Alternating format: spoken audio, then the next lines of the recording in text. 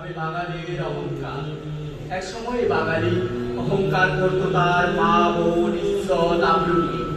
কিন্তু যেদিন সে জালিমের করাল থাবায় বাঙালির সব কিছু ছিন্ন ভিন্ন হয়ে গেল, যখন তার মা বোন হারালো আমার বুকে,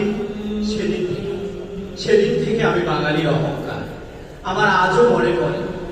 আমার বুকে দাঁড়িয়ে বঙ্গবন্ধু শেখ মুজিব যখন দীপ্ত কণ্ঠে ঘোষণা করেছিলেন, এবারের সংগ্রাম আমাদের স্বাধীনতার সংগ্রাম, এবারের সংগ্রাম আমাদের মুক্তির সংগ্রাম। রক্ত যখন দিয়েছি, রক্ত আরো দেব, তবু এ বাংলার মানুষকে মুক্ত করে ছাড়বো ইনশাআল্লাহ। তারে হুঙ্কারে, বজ্র কঠিন হুঙ্কারে কাঁপন করেছিল জালিমের অন্তরাত্মায়। জবান বন্ধ করতে তারা সে সিংহকে বন্দী করেছিল খাঁচায়। তখন আমাকে মুক্ত করতে বাঙালির রক্তে মেশা আছে আন্দোলনের স্রোত থেমে যায়। বঙ্গবন্ধুর পরে বলিয়ান হয়ে বেতার কেন্দ্রে মেজর জিয়াউর রহমান তিক্ত কণ্ঠে স্বাধীনতার ঘোষণা করেছিলেন। আয়া major president people Republic of Bangladesh, I declare independent of Bangladesh. আমাকে স্বাধীন করতে হাদিসের মস্তক থেকে উঠে এসেছিলেন এক মহান ঋষি। তিনি হলেন মাওলানা আব্দুল হামিদ খান বাসানী। স্পষ্ট কণ্ঠে ঘোষণা দিয়েছেন, গণতন্ত্রকে লাঠি মার, পূর্ব বাংলা স্বাধীন কর। তাদের এই জানানোই বক্তব্যে বাংলার আপামর জনতা ঝাঁপিয়ে পড়েছিল স্বাধীনতা সংগ্রামে।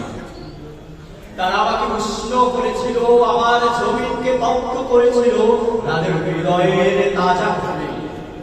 সে খুন এক সময় আমাকে রক্তে রঙিন করে রক্ত জমার রূপ দিয়েছে। সেটা যখন শুকিয়েছে, সেটাই হয়েছে বাঙালির ভাগ্যাকাশে সেই স্বাধীনতার সূর্য। স্বাধীনতার সূর্য উঠেছিল ঠিক, কিন্তু সে সূর্য আলো ছড়াতে পারে। পত্র পত্রিকায় প্রচারিত হয়েছিল পৃথিবীর মুখে অস্তিত্ব লাভ করেছে আরেকটি স্বাধীন রাষ্ট্র, যার নাম বাংলাদেশ, আমার প্রিয় বাংলাদেশ। কিন্তু না, স্বাধীনতার যে বৃক্ষ রোপণ করেছিল বাঙালি, তার ফল তারা ভোগ করতে পারে। স্বাধীনতার নির্মল প্রশ্বাস নিয়ে বাঙালি তার ফুসফুস পড়েছে, কিন্তু সেটা আর নিঃশ্বাস বেরোতে পারেনি। তার আগে গলা চেপে ধরেছিল আমাদের ঘরের শত্রুরাই।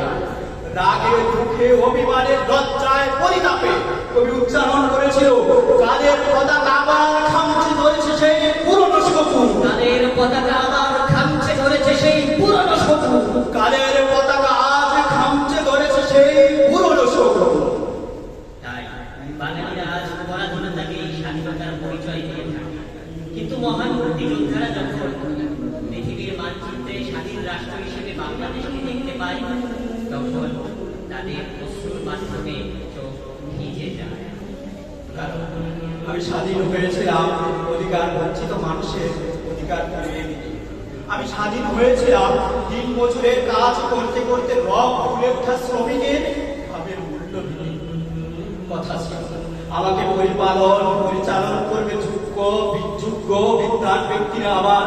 কিন্তু আফসোস করে বলতে হচ্ছে, আমার সংসদে বসে বাউলার লড়কিকে নাশ করে নির্মাণে রড দেওয়া হবেই বলে কথা ছিল, এমনটাই পাশ হয়েছে। কিন্তু না, সে ডিজিটাল নির্মাণে রডের বদলে বাঁশ দেওয়া হয়েছে। আমি চাই না এই স্বাধীনতা। আমি চাই না আমার হাত পা বেঁধে মুখে কষ্টে লাগিয়ে জাতির সামনে উপস্থাপন করাবো বাংলাদেশ একটি স্বাধীন রাষ্ট্র। আমি চাই আমার শাসক হবে খোলা পায়ে রাষ্ট্রের। আমি চাই আমার শাসক হবে কোমরের মতো, যিনি শুকনো রুটি মুখে দেওয়ার পূর্বে ভাবতেন আমার মনে প্রজা না খেয়ে আছে। আমি চাই আমার শাসক হবে সুলতান সালাউদ্দিন আইয়ুবের মতো, যিনি নিদ্রায় চক্ষু বন্ধ করার আগে একবার ভেবে দেখবেন, একবার ঘুরে দেখবেন আমার প্রজারা শান্তিতে ঘুমিয়েছে কিনা।